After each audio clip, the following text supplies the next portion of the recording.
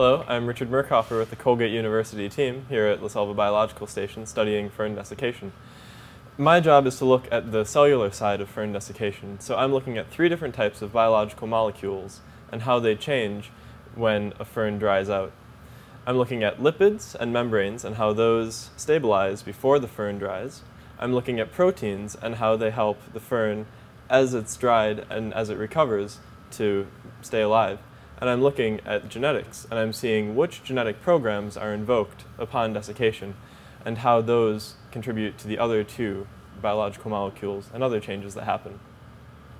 When I'm looking at membranes, I'm looking at lipid levels. So membranes are based on hydrophobic and hydrophilic interactions, and that breaks down when water is lost from the cell.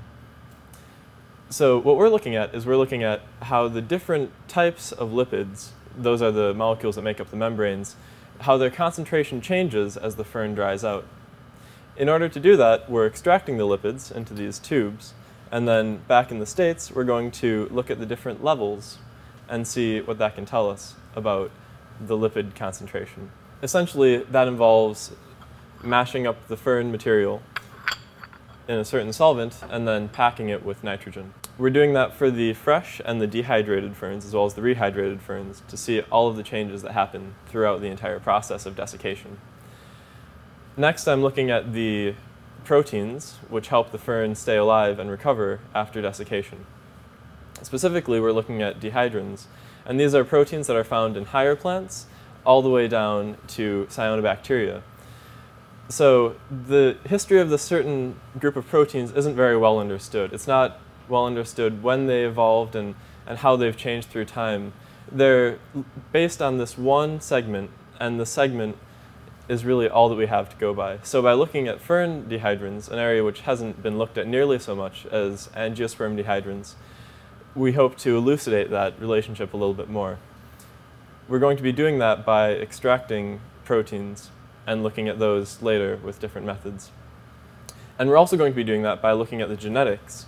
We're going to be looking at the RNA that the fern produces as it's drying out.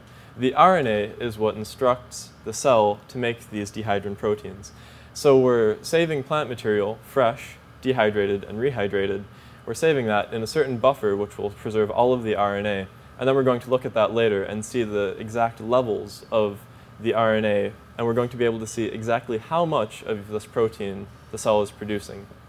We're going to be using a method that's based on how the cell itself handles RNA and DNA. It's called RT-qPCR. It's taking the RNA back to DNA and then actually getting a number of how much of the RNA is present in the cell.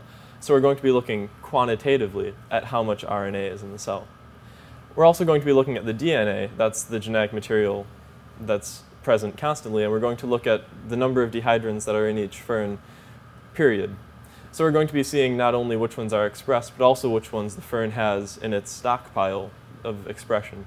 By looking at these molecular mechanisms of desiccation tolerance, we hope to be able to elucidate the history of desiccation tolerance in land plants, which will ultimately feed into the whole field of plant biology and help us understand agriculture and help us understand other areas of plant biology.